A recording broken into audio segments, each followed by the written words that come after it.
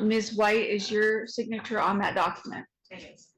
Did you go over that acknowledgement of rights form with your attorney? Yes. So you are charged in count 1 with vehicular homicide while under the influence. You face a maximum possible penalty of 30 years in the Montana State Prison and a $50,000 fine. In the alternative, you're charged with negligent homicide, also a felony. You face a maximum possible penalty of 20 years in the Montana State Prison and a $50,000 fine. In count 2, you're charged with accidents involving deceased persons. In that is a felony, and you face a maximum possible penalty of 10 years in the Montana State Prison and a $50,000 fine. In counts 3 and 4, you're charged with criminal child endangerment. Both of those are felonies, and for each of those, you face a maximum possible penalty of 10 years in the Montana State Prison and a $50,000 fine. And finally, in count 5, you're charged with criminal possession of dangerous drugs, a felony. You face a maximum possible penalty of 5 years in the Montana State Prison and a $5,000 fine. So do you understand the nature of the charges against you and the maximum possible penalty that you face? Yes, Your Honor. And Mr. Loudon, how does your client plead? Not guilty on his count. Her not guilty pleas are ordered entered. We'll set this for an omnibus hearing on January 24th at 9 a.m. A pretrial conference on April 3rd at 9 a.m. Thankful that today finally happened where Sunny White read her charges and we got to hear her plea not guilty, which I thought, but I don't want the judge and the county to take the easy way out, do a plea bargain. I would like to see this go to trial, and to me that's what I feel that needs to be done for issues with missing murdered Indigenous relatives. That this needs to be publicized, this needs to be shown, the process, everything, instead of just taking the easy way out, the plea bargain where it's just open and shut. That's what I don't want. So that's what I would like to put pressure on Lake County to not take the easy way out. But thank you guys for being here. It means a lot. And like I said, this is still just the beginning of our journey towards justice. New developments in case against Sunny White, weeks after White and her defense attorney failed to appear for their first hearing in late January. Both were in attendance for the rescheduled hearing today. Taylor Richardson, he attended that omnibus hearing. Here's what he tells us about what's actually next for this case. Sunny White and attorney did appear in court today at the omnibus hearing, where the trial date was pushed back to late September. Sunny White's attorney, Megan Benson, asked the court for a continuance at the hearing to give her more time to look over the case. Benson says that she plans on filing a couple of motions that will help build their defense. The omnibus hearing, the pretrial conference, and the jury trial were all rescheduled to later dates as follows. The omnibus hearing was rescheduled for April 10th, while the pretrial conference was pushed back to August 28th, and then the jury trial was set for September 30th, all of which begin at 9 a.m. Sunny White is facing multiple charges, including vehicular homicide that allegedly caused the death of Mika Westwolf last year. Westwolf's mother, Carissa Heavy Runner, hopes the case goes to a jury trial no matter how long it takes.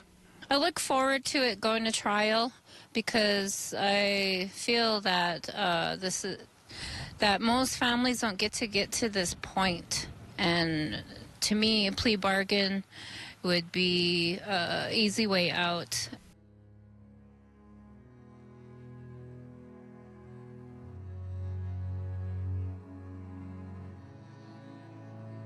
Staying in the zone, mentally, emotionally, physically, is one of the hardest things to do.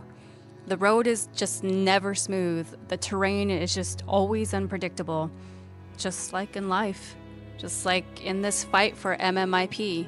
You don't always get to skate on an easy path. Sometimes I have to stop, change out my wheels, adjust, adapt. It's frustrating. It takes time. It throws off my rhythm. My muscles just start to tighten from stopping.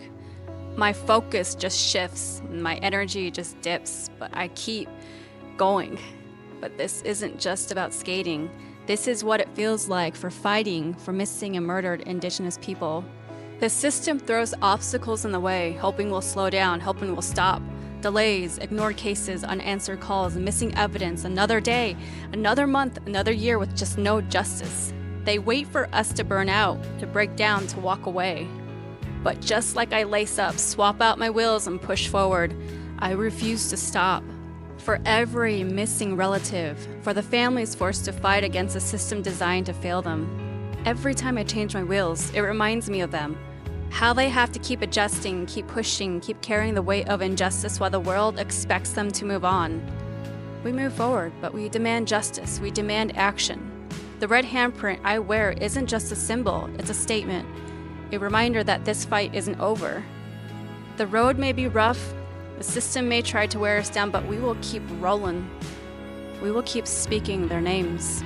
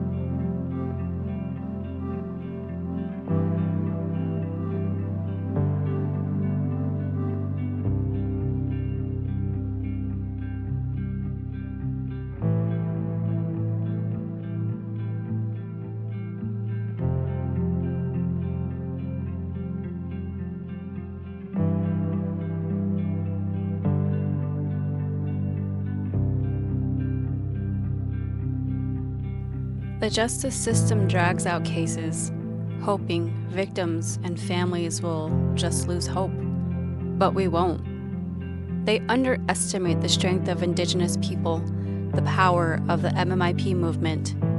We stand together. We see the system for what it is, and we refuse to back down. For too long, families have been forced to fight alone, pushed aside while the system protects those who do harm.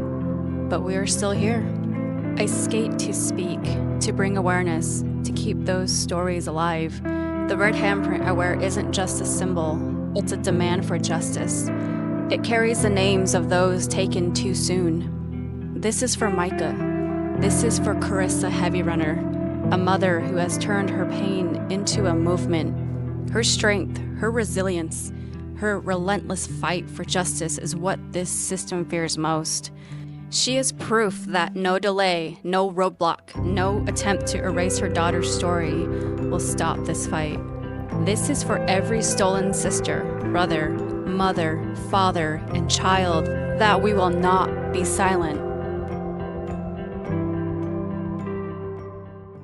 Almost 2 years after the hit-and-run death of Mika Westwolf, her family says they can finally start the grieving and healing process, since Sunny White was sentenced to 10 years in prison for killing her. I couldn't quit looking at her pictures. That's what I focused, was just on her face and her. That's what helped me get through today. With a slideshow of Mika Westwolf playing in the courtroom, witnesses, including Westwolf's mother, Carissa Heavy Runner, shared stories of the 22-year-old Indigenous woman's life before the sentencing of the woman who killed her. We gave our testimonies, and I feel like we got, some sort of justice and some closure. Consistent with the plea agreement, Sunny White was sentenced to 25 years with 15 suspended for vehicular homicide while under the influence. The 10 years White will serve are with a parole restriction, meaning she has no option to get out early. The judge listened, to what we had to say, and she felt that Sunny White could cause harm to others, and that's what we didn't want either. That at least gives us 10 years to, have some peace. That's what matters to me the most right now. Additionally, on the charge of incidents involving another person, White was sentenced to 5 years, all of which are suspended. I mean, it's the best deal that we can get for now, and I feel okay with that. Coming from the sentencing, Westwolf's father, Kevin Howard, wants to see more justice for other missing and murdered Indigenous people cases. We're hoping that, we're seeing a change where you know, in our neighborhood, non-natives are held accountable for the crimes they commit. Through the Micah Matters movement, the family has created a platform for change with the help of the community. This is not the last of Micah Matters, even though, you know, we've got some justice for our girl. I still care very passionately about this issue of MMIP and want to help families in any way I can. And through the strife, Westwolf's parents hold empathy and family as the highest values, something they say they learned from their daughter. Hard to hate anyone, even through the hardships. Just because someone does you wrong don't mean you have to do them wrong. If you show them love, it ends it. In Polson, Emily Brown, MTN News. Couldn't have done it alone. You know, thank you guys for being here the entire way. It means a lot. I know not only to me, but other families to see that getting to this point is possible. It's hard, shouldn't have to be that way, but it is possible. And if we support one another, support other families that are in the same situation, that we can get there. It's achievable. Just don't give up and don't be scared to use your voice. Speak out for your loved one. Don't sit back and be quiet. It's the only way that things like this will happen.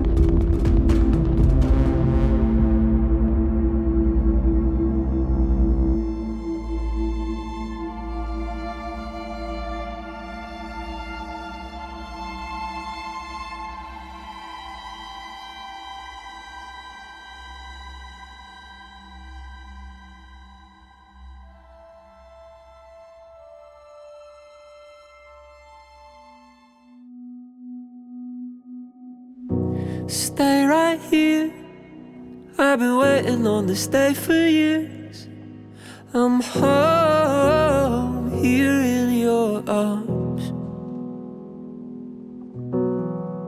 No more souvenirs, no more distance left to interfere.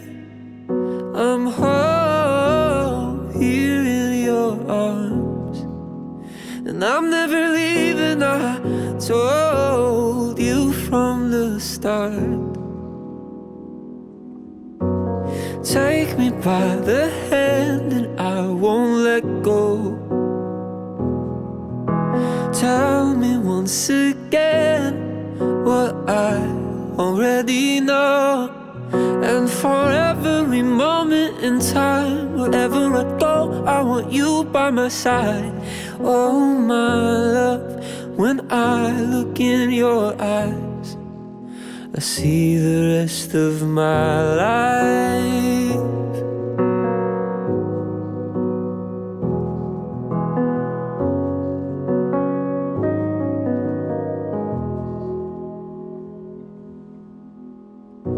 I'll stay right here. I wish my vision wasn't blurred by tears, 'cause I wanna have this moment clear in my memory. Yeah, I wanna see it both tonight and for the rest of